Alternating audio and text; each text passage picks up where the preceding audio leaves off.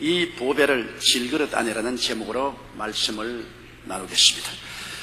인생길의 평탄한 행로는 없습니다. 내가 가야 할 길을 타인이 대신 가줄 수도 없습니다. 들판을 지나 강을 건너고 험산 줄령을 넘어 캄캄한 터널을 통과하고 비바람 치는 폭풍 후에 몸이 흠뻑 젖는가 하면 또한 눈보라치는 산악을 지나면서 뼛속까지 추위에 떨고 또 햇빛 쨍쨍한 들판에 나오고 이와 같은 것이 우리 인생의 역사입니다. 그러나 이 인생길에 하나님의 백성은 항상 다른 동반자가 있습니다. 그분이 바로 우리 주 예수 그리스도이신 것입니다. 예수님은 우리와 항상 함께 하시면서 우리에게 빛이 되시고 생명이 되시고 구원자가 되시고 보호자가 되셔서 인생 여정을 감당케 해주십니다. 주님의 도우심 없이 우리는 인생 일생을 넉넉히 이기고 살아갈 수가 없습니다. 우리의 실상은 흙으로 만든 질그릇입니다. 질그릇 그 자체는 별 가치도 없고 떨어지면 쉽게 깨어집니다. 그러나 그 질그릇에 보배를 담으면 그 질그릇의 가치와 중요성은 엄청나게 달라집니다. 우리가 주 예수님을 우리의 가슴에 모시면 지극히 귀중한 질그릇이 됩니다. 만왕의 왕 만주의 주 지극히 크시고 광대하신 하나님을 모시게 된 질그릇의 정체는 달라질 수밖에 없을 것입니다. 그러므로 첫째, 이 보배를 질그릇에 가지고 살면 우리가 사방으로 우겨쌈을 당하여도 쌓이지 않는다고 말씀하고 있습니다.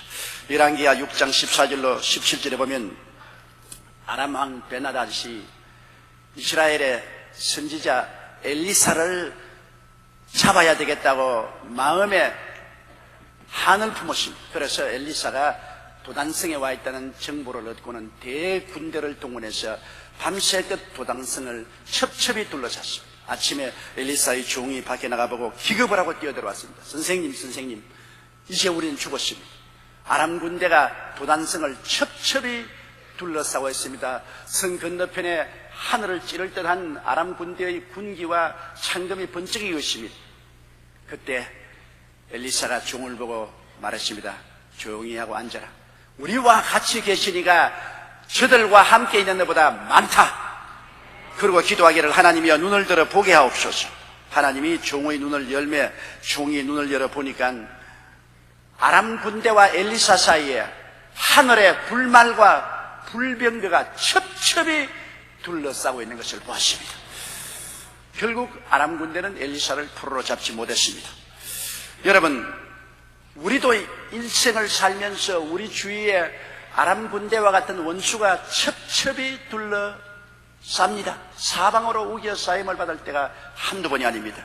죄가 우리를 둘러싸고 세상 유혹이 우리를 둘러싸고 혹은 질병이 우리를 첩첩이 둘러싸고 생활의 염려, 근심, 불안, 초조, 절망이 우리를 둘러싸는가 하면 원수가 둘러싸고 우리를 공격합니다.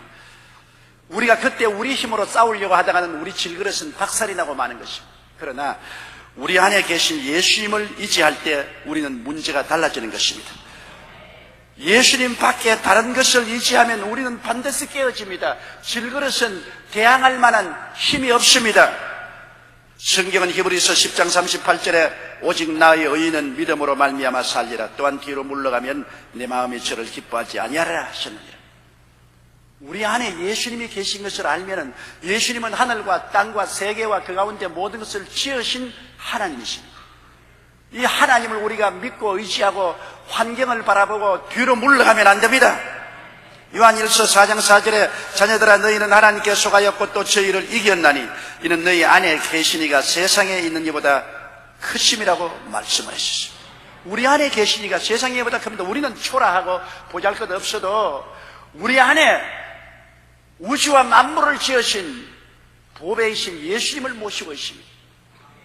예수 그리스도 플러스 우리는 어떠한 일에도 승리할 수가 있는 것입니다.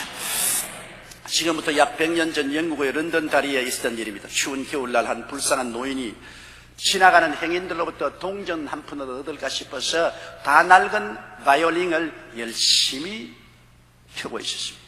그러나 별로 신통치 않는 제주의 지나가는 사람은 한 사람도 기어를 기울이는 사람이 없고 동전 한 푼도 던지는 사람은 날은 점점 추워지고 노인의 손은 굳어졌습니다. 그런데 어떤 외국인이 여행을 하다가 그것을 지나가게 됐는데 가만히 있어서 노인을 보더니만 노인 앞에 나가서 노인장 그 바이올린을 내게 좀 빌려주십시오.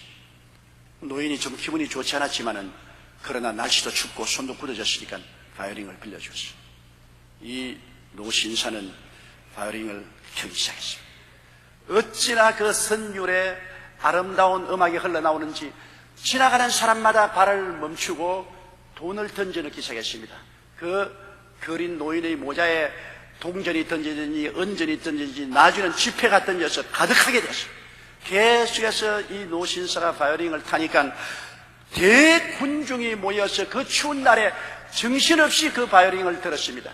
경찰관이 교통에 방해가 되기 때문에 놀라서 이분을 저지하려고 뛰어왔다가 경찰관조차 그 음악에 그만 홀딱 빠져가지고서 정신없이 듣고 있었습니다. 한참 듣고 있다가 한 사람이 고함을 쳤습니다. 아, 저 사람은 니콜로 파가니니다. 세계적인 바이올린의 천재 니콜로 파가니니가 그 옆을 지나가다가 노인의 불쌍한 모습을 보고 그 다 낡은 바이올린을 빌려서 타기 시작하니까 그 다 낡아 빠진 바이올린에서 나오는 선율이 모든 사람을 매혹시켜버리고 말한 것입니다. 군중들 사이로 파가니니는 사라졌습니다. 여러분, 우리는 다 낡아 빠진 바이올린인 것 같습니다. 우리가 열심히 켜봤자 별 볼 일 없어요. 사람들이 관심도 없고 원수가 치면 우리는 무너집니다. 그러나 우리 속에 우리를 켜주는 위대한 주님이 계신 것입니다. 불의하고 추악한 우리 인간은 낡은 바이올린과 같이 보잘것없지만 그리스도의 손에 들려질 때 그 가치의 중요성은 하늘과 땅처럼 달라지는 것입니다. 아무리 우리가 우겨쌈을 당하여도 예수님이 우리를 들어서는 이상 우리는 두려워할 필요가 없습니다. 쌓이지 않습니다. 우리와 같이 계시니가 원수들보다 강합니다. 둘째로 답답한 일을 당하여도 낙심하지 아니합니다. 역대하 20장 11절로 13절에 보면 유대 여호사밧 왕이 갑자기 모압, 암몬 및 마흔 왕의 연합군의 침공을 받아 유대가 멸망의 위기에 처하게 됐습니다. 성경에 보면 이제 저희가 우리에게 갚는 것을 보옵소서. 저희가 와서 주께서 우리에게 주신 주의 기업에서 우리를 쫓아내고자 하나이다. 우리 하나님이여 저희를 징벌하지 아니하시나이까 우리를 치러오는 이 큰 무리를 우리가 대적할 능력이 없고 어떻게 할 줄도 알지 못하고 오직 주만 바라보나이다 하고 유다 모든 사람은 그 아내와 자녀와 어린 자녀로 더불어 야훼 앞에 서니라. 여기에 여호사밧 왕의 답답한 심정을 보십시오. 적군은 쳐들어와서 유다를 포위했는데 대적할 능력도 없고 어찌할 줄도 알지 못하고 주만 바라보니 얼마나 답답하겠습니까? 그럴 때 하나님께서는 역대하 20장 15절로 11절에 이렇게 선지자를 통해서 대답하십니다. 야시엘이 가로되 온 유다와 예루살렘 거민과 여호사밧 왕이여 들을지어다. 야훼께서 너희에게 말씀하시기를 이 큰 무리로 인하여 두려워하거나 놀라지 말라. 이 전쟁이 너희에게 속한 것이 아니요 하나님께 속한 것이니라. 내가 내일 너희는 마주 내려가라. 저희가 시스고개로 말미암아 올라오리니 너희가 골짜기 여기 여루엘 들 앞에서 만나려니와 이 전쟁에는 너희가 싸울 것이 없나니 항우를 이루고 서서 너희와 함께한 야훼가 구원하는 것을 보라. 유다와 예루살렘아 너희는 두려워 말며 놀라지 말고 내일 저희를 마주 나가라. 야훼가 너희와 함께하리라 하셨느니라. 대적할 능력도 없고 어떻게 할 줄도 모르고 당황하여 주님만 바라볼 때 하나님께서 대답하신 것을 보십시오. 답답한 일을 당하여도 낙심하지 않은 것은 하나님이 같이 계시면 하나님이 우리를 위해서 싸워주신다는 것입니다. 이 전쟁에는 너희가 싸울 것이 없다. 이 전쟁은 야훼의 전쟁이라는 것입니다. 여러분, 이 사실을 우리는 항상 잊지 말아야 돼요. 우리 예수 믿는 사람들은 답답한 일을 당하고 어찌할 줄도 모르고 대항할 능력도 없고 좌절할 수밖에 없을 때 늘 알아야 될 것은 이 질그릇 속에 보배 대신 야훼께서 함께하고 계신 것입니다. 우리는 보배를 질그릇에 가지고 있습니다. 그러므로 답답한 일을 당해도 우리 속에 계신 주님을 의지하면 주님은 우리를 위해서 싸워주시는 것입니다. 우리가 싸우는 것이 아닙니다. 인생을 우리 힘으로 살면 우리가 책임져야 되지만은 주님이 우리를 위해서 살아주시면 삶의 전쟁은 주님의 전쟁이지 우리의 전쟁이 아닌 것입니다. 역대하 20장 20절로 21절에 보면 이에 백성들이 일찍 일어나 드고와 들로 나가니라. 나갈 때 여호사밧이 서서 가로되 유다와 예루살렘 거민들아 내 말을 들을지니라. 너희는 너희 하나님 야훼를 신뢰하라. 그리하면 견고히 서리라. 그 선지자를 신뢰하라. 그리하면 형통하리라. 하나님을 의지하면 흔들리지 않고 하나님을 의지하면 형통할 수 있습니다. 결국 저들은 성가대를 조직해서 군대들 앞에 세워 적군들이 나타났을 때 찬양을 불렀습니다. 그러자 적군들 가운데 대혼란이 일어나서 모압과 암몬과 마흔 군사들이 서로 죽이고 살상하여 전쟁은 대승리로 끝나버리고 마는 사실이 기록되어 있습니다.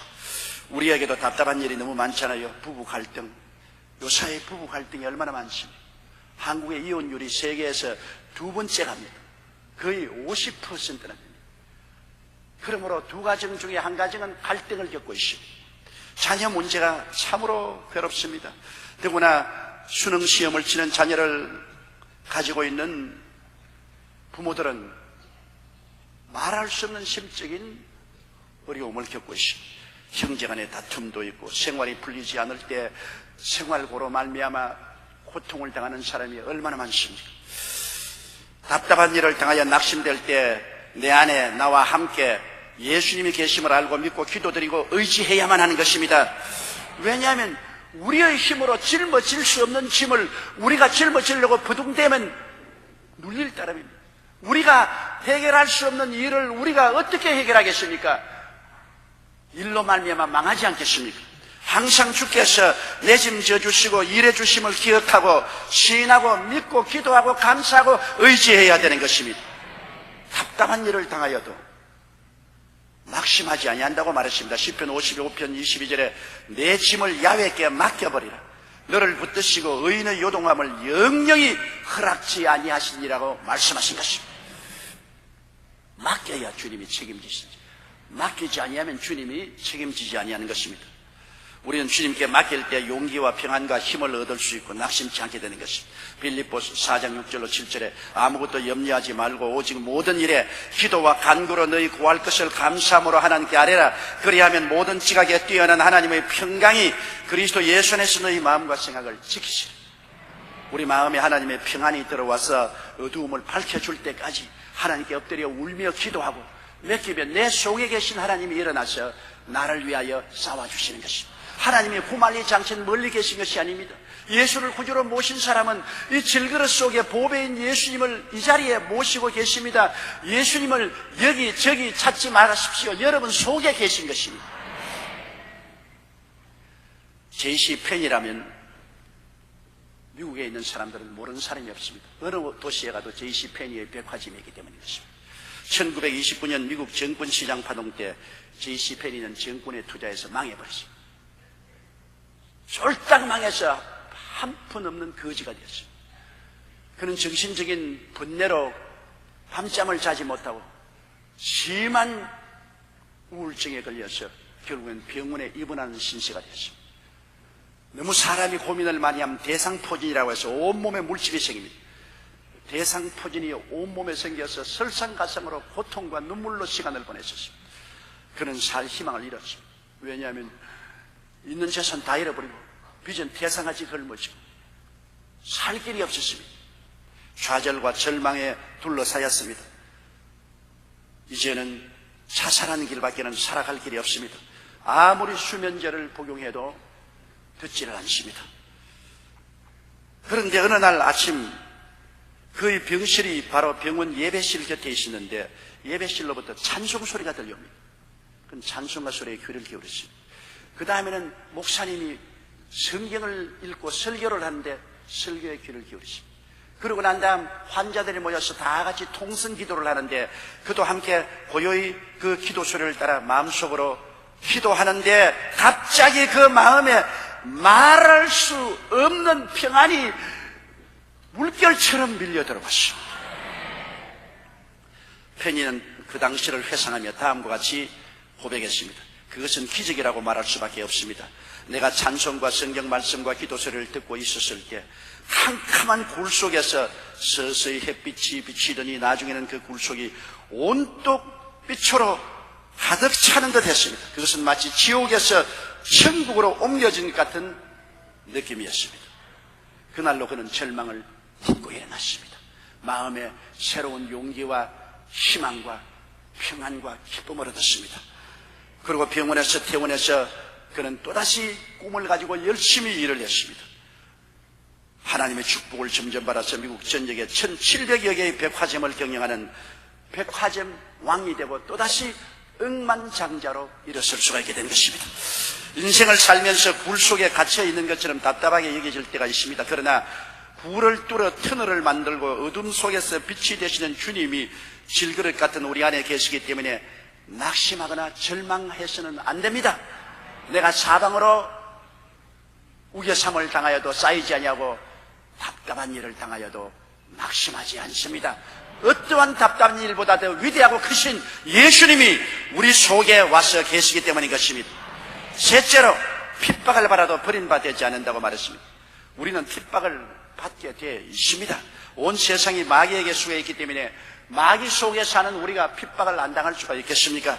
요한일서 5장 19절에 또 아는 것은 우리는 하나님께 속하고 온 세상은 악한 자에게 처한 것이라고 말합니다. 어느 곳에 가나 마귀는 득실거립니다. 그런데 예수님께서 오셔서 마귀 권세를 깨뜨리고 천국을 가져오셨습니다. 요한일서 3장 8절에 죄를 짓는 자는 마귀에게 속하나니 마귀는 처음부터 범죄함이라. 하나님의 아들이 나타나신 것은 마귀의 일을 멸하려 하심이라. 하나님의 아들이 나타나셔서 십자가에서 몸을 찢고 피 흘려 마귀의 일을 멸해버린 것입니다. 마귀는 십자가에서 정사와 권세를 다 뺏겨버리고 말한 것입니다. 권세를 뺏긴 마귀는 악랄하게 이제는 저항을 하고 있습니다. 베드로전서 5장 8절로 9절에 근신하라 깨어라 너희 대적 마귀가 우는 사자같이 돌아다니며 삼킬 자를 찾나니 너희는 믿음을 굳게 하여 저를 대적하라. 계속해서 마귀를 쫓아내야 돼요. 항상 파리처럼 자꾸 덤벼듭니다. 항상 쫓아내야 돼요. 오늘 우리 예수 믿는 사람들이 생각하는 것보다 더 이상으로 마귀는 영적으로 정신적으로 육체적으로 우리를 공격해오는 것입니다. 그러므로 예수님께서 이 땅을 떠나기 전에 제자들에게 부탁한 말 중에 너희가 내 이름으로 귀신을 쫓아내라고 말씀한 것입니다. 매일같이 쫓아내야 돼요. 아침에도 점심때에도 저녁때에도 마귀를 쫓아내야 되는 것입니다. 우리는 영적 전쟁터에서 살고 있는 것입니다. 여러분과 나는 아직까지 평화로운 세계에 있지 않습니다. 이 땅에서 게리라 전환한 마귀와 귀신들과 끊임없이 전쟁합니다. 예수님 강림하는 그날에 평화가 다가올 것입니다. 에베소 6장 12절에 우리의 씨름은 혈과 육에 대한 것이 아니요 정사와 권세와 이 어두움의 세상 주관자들과 하늘에 있는 악의 영들에게 대함으로. 끊임없이 정사와 권세와 이 세상 어두움의 주관자들과 공중의 권세와 악의 영들이 우리를 도적질하고 죽이고 멸망시키기 위해서 수단과 방법을 가리지 아니하고 계속해서 공격해 오는 것입니다. 이를 우습게 생각하지 마십시오. 마귀는 결사적입니다. 한 사람이라도 더 많이 낙심시키고 패배시키고 지옥으로 끌고 가려고 하는 것입니다. 우리는 매일같이 예수 그리스도 이름과 보배로운 피를 의지하고 마귀와 대항해서 싸워야 됩니다. 마귀가 강한 곳은 핍박이 심하고 약한 곳은 핍박이 약합니다. 우리나라 같은 곳에는 이미 마귀의 권세가 무너져 있기 때문에 핍박이 약합니다. 그러나 북한 보십시오. 중국 보십시오. 중동 보십시오. 얼마나 마귀 권세가 아직 강하기 때문에 어마어마한 핍박을 하는 것입니다. 디모데후서 3장 12절에 무릇 그리스도 예수 안에서 경건하게 살고자 하는 자는 핍박을 받으라. 우리가 주님을 섬기고 더 경건하게 살려고 할수록 마귀의 핍박은 더 심한 것입니다. 그러나 우리가 핍박당할 때 낙심하지 말 것은 핍박을 당해도 버림받지 않는다고 말했습니다. 마귀는 우리가 완전히 버림받은 자가 되기를 원하지만 핍박을 당해도 예수님이 우리 속에 계심으로 핍박을 당하는 우리가 버림받지 않은 것은 예수님이 함께 핍박을 받기 때문인 것입니다. 사울이 예수 믿는 사람을 잡아서 죽이고 감옥에 갇히기 위해서 이스라엘의 이웃인 시리아 나라 수도 다메섹으로 원정을 갔을 때 그는 길 중간에서 하늘에 햇빛보다 더 밝은 빛이 비치고 말에서 떨어졌을 때 하늘에서 음성이 들렸습니다. 사울아 사울아 네가 왜 나를 핍박하느냐. 주여 니시니까 나는 네가 핍박하는 예수라. 사울은 예수님을 본 적이 없습니다. 예수님 사역 당시에 사울은 이스라엘에 있지 않았습니다. 그럼에도 불구하고 그가 교회를 핍박하고 예수 믿는 사람을 핍박하니까 주님이 말씀하기를 너는 나를 왜 핍박하는가라고 말씀하는 것입니다. 왜냐하면 예수님은 오늘날 우리 속에 와 계시기 때문인 것입니다. 질그릇을 깨뜨리려고 하면 그 속에는 보배가 상처를 입습니다. 우리를 핍박하면 우리 속에 계신 예수님이 함께 핍박을 당하게 되기 때문에 주님이 핍박받는 우리 속에서 우리에게 위로하시고 힘을 주시는 것입니다. 그렇기 때문에 핍박당할 때 바깥에서 고난이 다가와도 속에서는 주님이 크게 위로해 주심으로 핍박을 능히 이길 수 있게 만들어 주시는 것입니다. 고린도후서 1장 4절로 5절의 말씀 우리 다 같이 함께 소리내어 읽어보십시다. 우리의 모든 환난 중에서 우리를 위로하사 우리로 하여금 하나님께 받은 위로로서 모든 환난 중에 있는 자들을 능히 위로하게 하시는 이시로다. 그리스도의 고난이 우리에게 넘친 것 같이 우리의 위로도 그리스도로 말미암아 넘치는도다. 보십시오. 환난이 크게 다가와서 우리를 어마어마하게 핍박을 하면 우리 속에는 환난을 이길 수 있는 쿠션인 위로가 예수로 말미암아 넘쳐나는 것입니다. 어떠한 환난이나 고난이나 핍박이나 고통이 다가와도 이길 수 있는 것은 우리 속에 있는 위로 때문인 것입니다. 밖에서 아무리 쳐도 안에서 위로해 주십니다. 아무리 핍박해도 우리가 버림받지 않은 것을 위에서 그걸 안아주시는 것입니다. 고린도후서 7장 4절에 내가 너희를 향하여 말하는 말이 담대한 것도 많고 너희를 위하여 자랑하는 것도 많으니 내가 우리의 모든 환난 가운데서도 위로가 가득하고 기쁨이 넘친다고 말했습니다. 그러므로 좋을 때는 좋아서 좋고 핍박을 받을 때는 겉으로는 울지만 속으로는 위로와 기쁨이 넘치니까 좋은 것입니다. 그리고 우리가 핍박을 당하면 더 많이 기도하게 되고 신앙이 순수하게 되고 하나님을 더 의지하게 만들어주는 것입니다. 편안할 때는 자꾸 세상을 향하고 세상을 의지하지만 핍박과 고난 당할 때는 우리가 점점 깨어져서 주님을 의지하게 됩니다. 고린도후서 1장 8절로 10절에 형제들아 우리가 아시아에서 당한 환난을 너희가 알지 못하기를 원치 아니하노니 힘에 지나도록 심한 고생을 받아 살 소망까지 끊어지고 우리 마음에 사형선고를 받은 줄 알았으니 이는 우리로 자기를 의뢰하지 말고 오직 죽은 자를 다시 살리시는 하나님만 의뢰하게 하심이냐. 그가 이같이 큰 사망에서 우리를 건지셨고 또 건지시리라. 또한 이후에라도 건지시기를 그를 의지하여 바라노라. 그러므로 핍박당할 때 우리는 하나님을 의지하게 되고 하나님과 더 가까워지는 것입니다. 또 핍박당하면 하늘에서 상이 크지요. 핍박 없는 사람은 상이 없잖아요. 마태복음 5장 11절로 12절에 나를 인하여 너희를 욕하고 핍박하고 거짓으로 너희를 거스려 모든 악한 말을 할 때에는 너희에게 복이 있나니 기뻐하고 즐거워하라. 하늘에서 너희 상이 큼이니라. 너희 전에 있던 선지자들을 이같이 핍박하였나니라. 핍박은 받으면 받을수록 하늘나라의 상급이 온라인되어서 입금이 되는 것입니다. 점점 우리에게 상급이 많아지고 마는 것입니다. 우리 속에 예수님이 위로해 주시면 어떠한 핍박도 이길 수 있어요. 미국의 유명한 로렌드 헤이즈는 대중 가수지만 예수 잘 믿기로 유명한 사람이었습니다. 흑인 가수이기 때문에 굉장히 어려움을 많이 겪었습니다. 그가 독일의 베를린에서 독창회를 가졌을 때 일입니다. 이 독창회에 모인 사람들은 거의 백인들이었습니다. 막이 오르고 로렌드 헤이즈가 노래를 부르려고 할 때 갑자기 누군가 흑인의 노래는 들을 수 없다. 이 끔둥아 노래를 집어치워. 그리고 상스러운 욕을 하고 백인들이 그만 책을 던지고 방석을 던지고 침을 뱉고 있습니다. 로렌드 헤이즈는 너무나 좌절하고 절망해서 그런 노래를 부르지 않으려고 돌아서서 커튼 뒤로 돌아가려고 하는데 눈앞에 예수님이 나타나셨습니다. 빌라도의 법정에서 유대인들이 욕을 하고 침을 뱉고 손가락질을 하고 온갖 곤욕을 받을 때도 예수님은 아무 말도 아니하고 고개를 숙이고 있는 것을 보았습니다. 그러자 이 로렌 헤이즈의 마음속에 예수님이 저렇게 손가락질을 당하고 모욕을 당하고 고난을 당해도 아무 대답하지 않고 뒤로 물러가지 않는데 내가 왜 뒤로 물러가야 되겠는가? 도로 청중 앞에 나가서 그 예수님을 바라보고 그는 눈물을 줄줄 흘리고 있었습니다. 눈물을 흘리고 있으니까 그 소란스럽던 독일 청중들이 한 10분 후에 조용해졌습니다. 그럴 때 헤이즈는 노래를 부르기 시작했습니다. 모든 사람들이 감동했어요. 노래를 부르자마자 모든 청중이 다 일어나서 박수 갈채를 하고 그는 거대한 성공을 거둘 수가 있었던 것입니다. 그 핍박과 환난 중에도 속에 예수님의 위로가 넘쳐나니까 그 모든 것을 극복하고 그는 사명을 다할 수가 있었던 것입니다.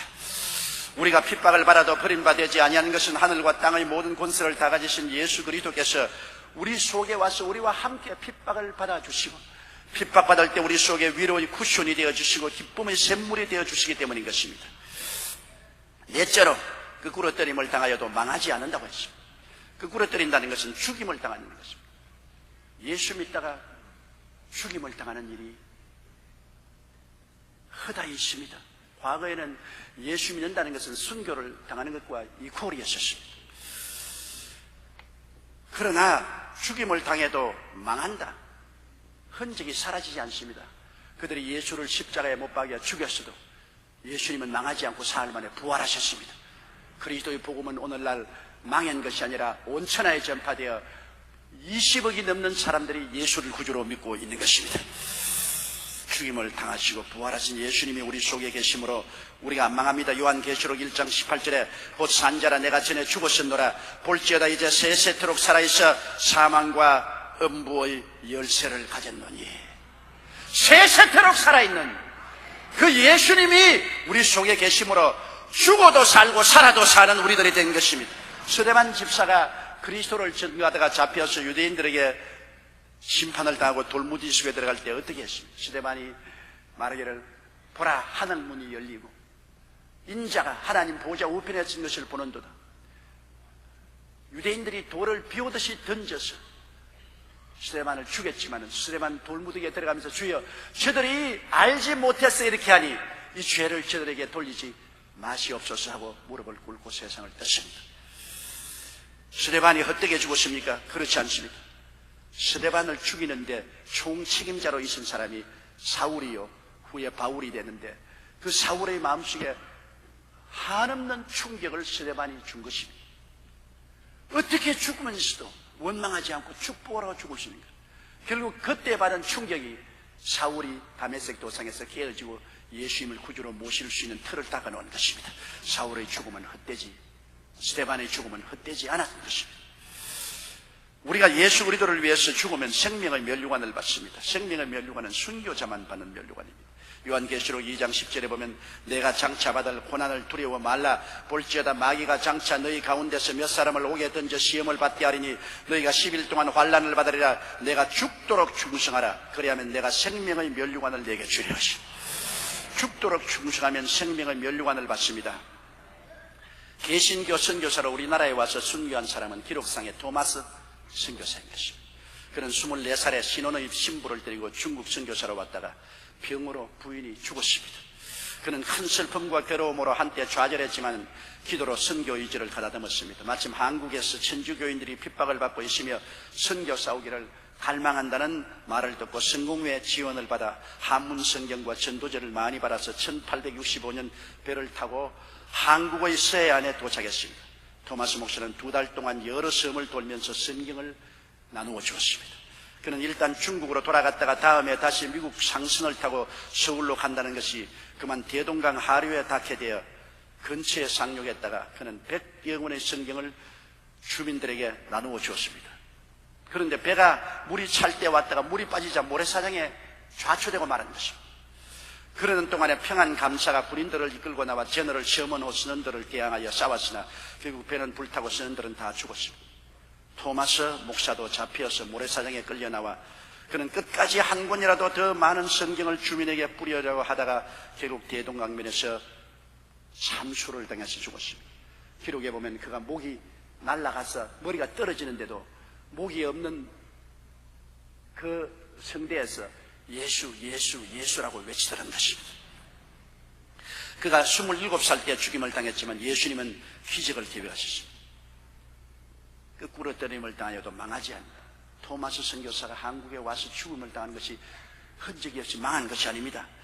왜냐하면 그때 토마스 목사에게서 성경을 받은 사람 중 홍신길, 최지량은 교회를 세웠고, 성경을 뜯어 벽지로 바른 박영식은 신자가 되었고, 그의 집은 교회가 되었으며 토마스 목사의 목을 자른 지평한 형 지평이는 박충권은 평양교회 장로가 되었습니다.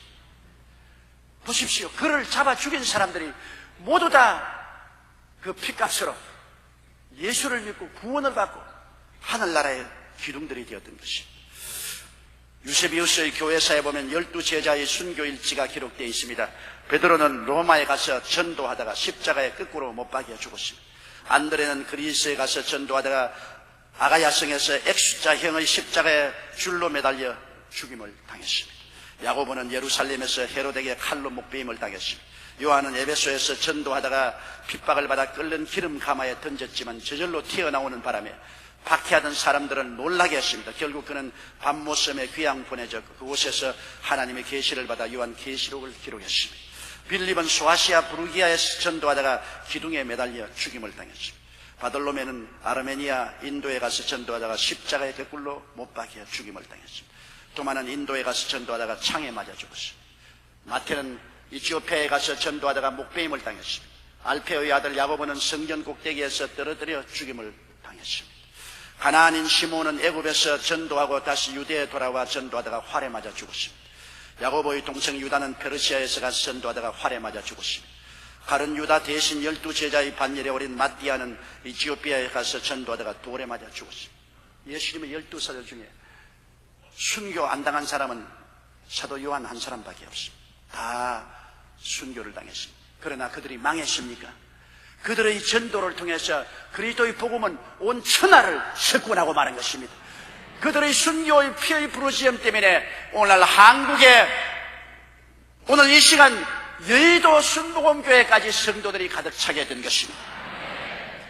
우리가 거꾸로 때림을 당하여도 망하지 않은 것은 죽었다가 부활하신 예수님이 우리 속에 와서 계시기 때문인 것입니다. 고린도후서 4장 10절로 11절에 우리가 항상 예수 죽인 것을 몸에 짊어지면 예수의 생명도 우리 몸에 나타나게 하렵니다. 우리 산자가 항상 예수를 위하여 죽음에 넘겨오면 예수의 생명이 또한 우리 죽을 육체에 나타나게 하렵니다. 아무리 죽음이 다가와도 우리 속에 있는 부활한 예수님의 생명이 우리를 넘치게 붙잡아 주시고 계시기 때문에 망하지 않는 것입니다. 우리가 이 보배를 질그릇에 가졌으니 이 능력의 심이 큰 것이 하나님께 있고 우리에게 있지 아니함을 알게 하려 하시며, 우리가 사방으로 우겨쌈을 당하여도 쌓이지 아니하며 답답한 일을 당하여도 낙심하지 아니하며 핍박을 당해도 버림받지 아니하며 거꾸로 때림을 당해도 망하지 않습니다. 예수 그리스도와 함께 우리는 이 땅에서 살다가 우리 속에 계신 이 보배로운 예수님의 손을 잡고 눈물과 근심과 탄식과 이별하는 것이나 공하는 것이나 앓는 것이나 죽는 것이 없는 영원히 영광스럽고 아름다운 하늘집으로 들어가게 될 것입니다. 우리 다 같이 고개 숙여 기도드리겠습니다. 사랑이 많으시고 거룩하신 하나님 아버지요, 우리는 비록 보잘것없는 질그릇이지만은 깨어져서 그릇 무더기에 던져버릴 질그릇이 아니라 보배로운 예수님을 담은 질그릇이 된 것을 감사합나이다. 질그릇은 우리 자체는 아무 가치가 없지만은 보배를 담고 있는 질그릇은 계산할 수 없이 귀한 질그릇이옵니다. 그러므로 이 보배로운 예수님이 우리 속에 계심으로 예수님을 우리가 모시고 섬기고 충성을 다하고 마음을 다하고 목숨을 다하고 정성을 다하여 이 예수님을 주님으로 섬기고 무릎을 꿇고 그리스도에게 일생을 내어 맡기는 우리들이 되게 도와주시옵소서. 예수님 때문에 살고 예수님 섬기기 위해서 살게 하여 주시옵시고 예수님과 함께 사는 이 한 해가 되게 도와주시옵소서. 어떤 일을 당해도 우리 속에 예수님이 계신 것을 잊지 말게 도와주시옵소서. 우겨삼을 당하여도 쌓이지 않은 예수님이 계시고 답답한 일을 당하여도 낙심할 수 없는 예수님이 계시고 핍박을 당해도 우리를 버리지 않은 예수님이 계시고 거꾸로 때림을 당하여도 망하지 않게 하는 예수님이 계신 것을 알게 하여 주옵소서. 예수님 이름으로 기도드리옵나이다. 아멘.